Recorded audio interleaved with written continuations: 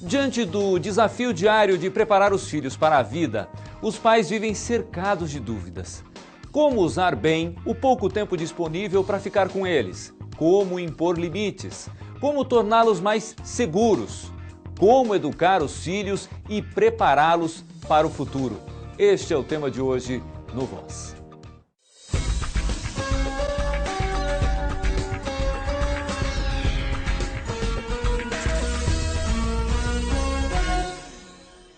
Olá, seja bem-vindo ao Voz. Hoje estou recebendo aqui nos estúdios da TVCI Marcos Meia, professor, psicólogo, mestre em educação, palestrante, comentarista em rádio e televisão, enfim, o currículo do Marcos é muito extenso. Marcos, obrigado pela presença aqui mais uma vez. Um prazer estar aqui com vocês. O Marcos acabou de lançar um livro interessantíssimo, eu já li e já de cara vou recomendar. Desligue isso e vá estudar. Embora o título pareça se referir única e tão somente à televisão ou à internet, não. É um livro que fala de educação em inúmeros aspectos e ensina muitas das coisas. Os pais costumam reclamar que filho não vem com manual. De certa forma, o Marcos está dando parte do manual aqui nesse livro. Um mini manual. Na verdade, é bem isso que você falou, Tony. Não fala somente sobre internet, mas essa frase, desligue isso e vai estudar, é a frase mais falada pelos pais hoje em dia, né? Eles estão realmente com dificuldades de fazer essa molecada parar, estudar de verdade, largar da tecnologia e fazer uma atividade diferente. Então, por essa dificuldade, eu resolvi dar uma ajudinha. Mas falando da internet, no passado tinha a tal da televisão, né? Certo. Que ficou meio obsoleta em épocas de WhatsApp, de internet, de Facebook. Mas essa frase vem se repetindo. À medida em que os meios eletrônicos vão se aprimorando e fazendo cada vez mais parte da nossa vida, os pais têm cada vez mais dificuldade para fazer com que os filhos se desliguem disso. Exatamente. Você sabe, Tony, que existe uma pesquisa comprovando já que a criança brasileira é a criança que mais assiste TV no mundo. E aí nós temos um problema, porque ela acaba desenvolvendo psicologicamente uma postura diante da vida que se chama postura passivo-aceitante. Por quê? Porque ele fica na frente da televisão só recebendo. Se a criança faz a pergunta para a TV não responde. Se a TV faz uma pergunta, não adianta responder porque eles nem vão ouvir. Então o que acontece? A criança se acostuma a ficar parada realmente, porque imóvel, né, fisicamente imóvel, e recebendo tudo como se fosse verdade. Tem programas maravilhosos na televisão, não é esse o problema. O problema é que essa postura vai sendo desenvolvida com o tempo, e aí o que acontece com uma criança dessa? Ela entra na escola e espera que tudo aconteça para ela. Então ela espera que a professora mande, que a professora explique, que a professora diga como é que faz. Professora, é de mais ou de menos? É uma pergunta que as crianças mais fazem para a professora. Se a criança não sabe nem se é de mais ou de menos, para que fazer a continha? Então, essa criança que desenvolve essa postura, mais tarde se torna um adolescente e aí fala para o professor, professor, faz um resumão aí da matéria. Ou seja, ele ainda espera que o professor faça por ele.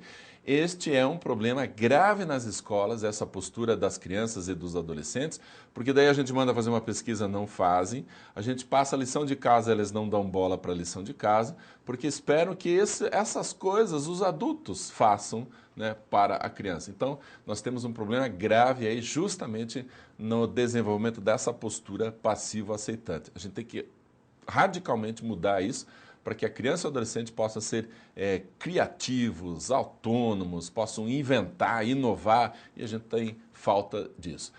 No mundo inteiro, os gênios, a quantidade de pessoas, antigamente a gente falava superdotados, né? Hoje a gente fala crianças com altas habilidades, a média é igual. Mas por que será que as crianças com altas habilidades, por exemplo, nos Estados Unidos, em alguns países da Europa, têm todo o apoio e vão ser pesquisadores logo? E aqui no Brasil, a gente nem sabe onde estão. São poucos os trabalhos sérios, com continuidade aqui no Brasil, que apoiam a criança superdotada. Claro, temos programas do Estado do Paraná, temos alguns programas assim isolados, mas um programa nacional que ajuda essa criançada, que tem capacidade de inovar e criar desde o começo até o final, nós não temos um programa assim. Precisamos desenvolver, com certeza. O nosso ensino público tem muitas falhas. E imagino eu que a preocupação dos pais é exatamente isso. Se a escola não consegue e eu tenho minhas deficiências, como resolver esse problema? Porque todo mundo reclama e tem muitos pais que têm lá uma culpa enorme, né? Ah, eu tenho pouco tempo, eu não sei como construir essa relação com o meu filho. Ah, eu sinto que o meu filho está distante de mim, eu sinto que eu não sei como construir isso, eu não sei o que fazer. Às vezes tem até aquela história da recompensa, né? Eu fico longe, me sinto culpado e na hora em que eu estou com a criança, ao invés de construir alguma coisa positiva, eu dou presente, eu digo amém a tudo, o que está, de qualquer forma, equivocado na construção da personalidade da criança. Qual é o primeiro passo nessa história? O primeiro passo é mudar esse quadro que você falou, desse tempo que passa a ser um tempo de intensidade, mas não é de qualidade. Os pais falam assim, eu tenho pouco tempo com meu filho, mas o tempo que eu tenho é um tempo de qualidade. Não é verdade. É um tempo de intensidade. Por quê? Porque ele chega em casa, já está cansado, ele sabe que a criança só vai ter meia hora, no máximo 1 hora para daí dormir. Daí ele pensa assim, bom, eu vou fazer minhas coisas, vou tomar um banho, vou fazer isso, vou fazer aquilo, vai sobrar para mim uns 20 minutos com meu filho. Daí ele pensa, eu não vou, nesses 20 minutos, pegar no pé, dar bronca, cobrar lição, pedir o que ele aprendeu na escola, eu vou só brincar. Aí ele passa 20 minutos só fazendo bagunça, zona e tal, e aí bota a criança para dormir. Essa criança primeiro vai ter dificuldade de dormir porque ela está agitada, né? A adrenalina está no sangue, vai ter dificuldade. Mas o que essa criança aprende? Aprende que a figura paterna, que a figura que deveria ser uma figura de autoridade, é a figura parceira, é coleguinha, fica no mesmo nível. Aí ele vai ter dificuldade de lidar com regras. Mais tarde esse pai fala, desliga isso, vai estudar. Não vai funcionar. Não vai funcionar. Meu colega que está falando, né? É meu amiguinho. Marcos, é uma inversão, né? Porque no passado a figura do pai era essa que você acabou de descrever. O cara sisudo que chega em casa para pôr ordem nas coisas. Punha ordem. Inclusive as mães antigamente até falavam assim, você para com isso, senão eu vou contar pro seu pai. As crianças morrendo. Eu ouvi muito isso. Meu Deus, né? O que vai acontecer se meu pai chegar? Então essa figura ela é importante. Agora, olha que interessante. Existe um paradoxo aí, Tony, que é assim. Se eu dou muito para o meu filho, eu mostro para ele que eu o amo, eu quero tanto que meu filho me ame. Só que os pais não percebem que dar regras, colocar limites, dizer não para a criança é uma demonstração de amor de muito mais qualidade do que dar tudo. E aí parece difícil da gente lidar. Puxa, se eu der bronca, se eu colocar limite, não parece que eu amo, mas é justamente esse amor que a criança está precisando. Eu gosto de usar muito uma ilustração, e apesar de simples, bobinha, ela é forte. Você imagina uma montanha gigantesca e lá em cima tem um platô plano. Aí você coloca lá 20 crianças, um platô assim do tamanho de uma quadra de basquete, um campo de futebol. Coloca lá em cima 20 crianças e uma bola de futebol. E diz para elas assim, podem brincar, criançada. Gente, a chance dessa bola cair no precipício é muito grande. E a chance da criança correr até o precipício e cair lá é maior ainda, ela pode morrer. Então o que essa criança faz? Ela vai ficar presa ali no centro, com medo de andar porque pode cair, pode morrer, não vai brincar, se brinca é uma brincadeira muito boba, pertinho, e não desenvolve criatividade, não desenvolve autonomia, a criança com medo de brincar com a outra, e não vai brincar com a bola, não vai desenvolver o seu potencial criativo. Por quê? Está livre, pode fazer o que quiser, mas o perigo existe. Então, o que é amor de verdade? Amor de verdade é subir nessa montanha antes de colocar as crianças, colocar uma grade em volta, altamente protegida, em volta dessa montanha, lá em cima no platô, uma grade de ferro, muito bem protegida, é impossível a bola passar por cima, e essa criança, daí você coloca as 20 crianças, dá a bola e diga, podem brincar à vontade. O que vai acontecer? Dentro desse limite, vão fazer bagunça, vão brincar, vão correr, vão se desenvolver, mas estão limitadas naquele espaço. Aí a gente pergunta assim, o limite é bom ou é ruim? É só por causa do limite que essa criança vai ter espaço para se desenvolver. Então, pais, não tenham medo de colocar limite para os seus filhos. Diga não, diga qual que é a regra, faça obedecer, porque você vai estar amando de verdade. E aí, dentro desses limites, a criança vai poder criar, inventar e ser feliz. Um dos primeiros capítulos do livro do Marcos Meyer fala, de certa forma, sobre isso. É um capítulo, deixa eu ver se eu me lembro aqui, em que você fala de dizer não. De adiar a satisfação, de ensinar para a criança que a vida não nos entrega as coisas na hora em que a gente quer. Nada na vida está pronto, absolutamente, para a gente simplesmente ir lá e pegar. A gente tem que construir isso, tem que desenvolver todo um caminho até chegar ao nosso objetivo. E quando os pais dizem só sim, pronto. A criança imagina, acredita, desenvolve. O que eu achei interessante do livro, muito interessante, é que o Marcos pega uma carta, uma correspondência de alguém, um e-mail de alguém, colocando o problema. Em seguida, ele faz uma série de considerações sobre o que é possível fazer. E, por fim, ele dá todo um arcabouço teórico, cita vários autores, livros, mostrando a teoria em cima daquela recomendação que ele passou.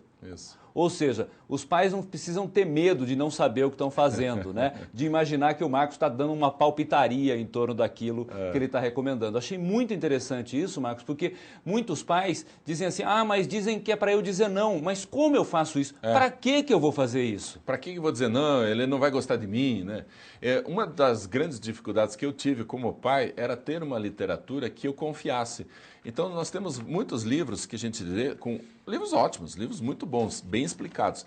Mas daí você vê assim, é para fazer tal coisa. Daí você pensa, isso funciona naquela família. Na minha família não vai funcionar.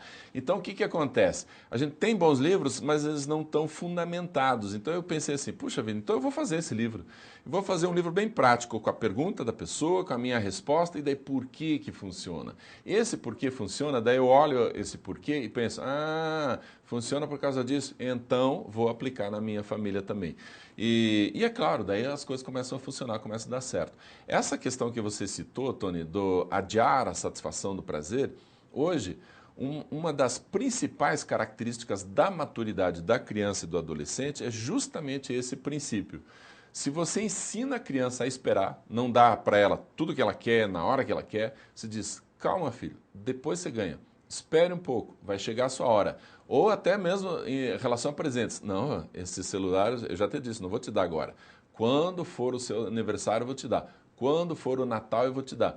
Então, a criança aprende a esperar. Aprende a esperar, enquanto ela está esperando, ela faz o quê? Vai brincar sozinha, ela vai fazer outras coisas. E esse brincar sozinha faz com que esta criança um dia vá junto com os seus pais, por exemplo, num restaurante, e aí todos pedem os pratos e a criança, eu quero isso, quero aquilo. Não, o pai diz, não, filho, você vai comer isso aqui. Aqui não é lugar de comer besteira, aqui é um restaurante. Besteira a gente come outra hora, outro dia.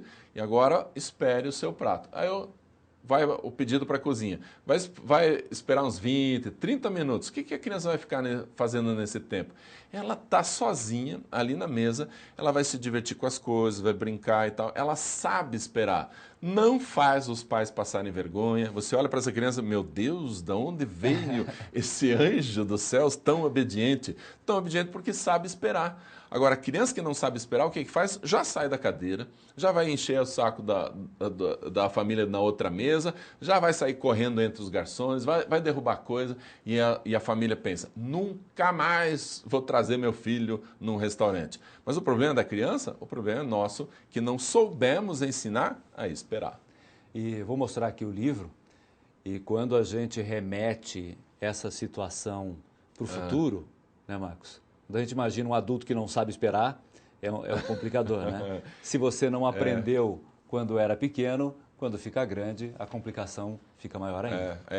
Uma das principais causas de erros na vida da gente, erros nas profissões, nas relações, é a impulsividade. Você faz uma coisa e depois, putz, eu não deveria ter feito. Errei. Cara, não deveria. Porque impulsividade é isso, eu não consigo esperar o momento certo. Estou conversando aqui com o Marcos Meyer, nós vamos a um rápido intervalo, daqui a pouquinho a gente volta para conversar um pouco mais sobre esse livro que eu acabei de mostrar, o Desligue Isso e Vai Estudar. São orientações práticas para os pais. É um começo, né? Talvez um início daquele velho manual que todo mundo reclama que falta quando chega o filho. Vem o filho, mas não vem o manual. Essa é uma opção para você. Nós vamos a um rápido intervalo e voltamos já já.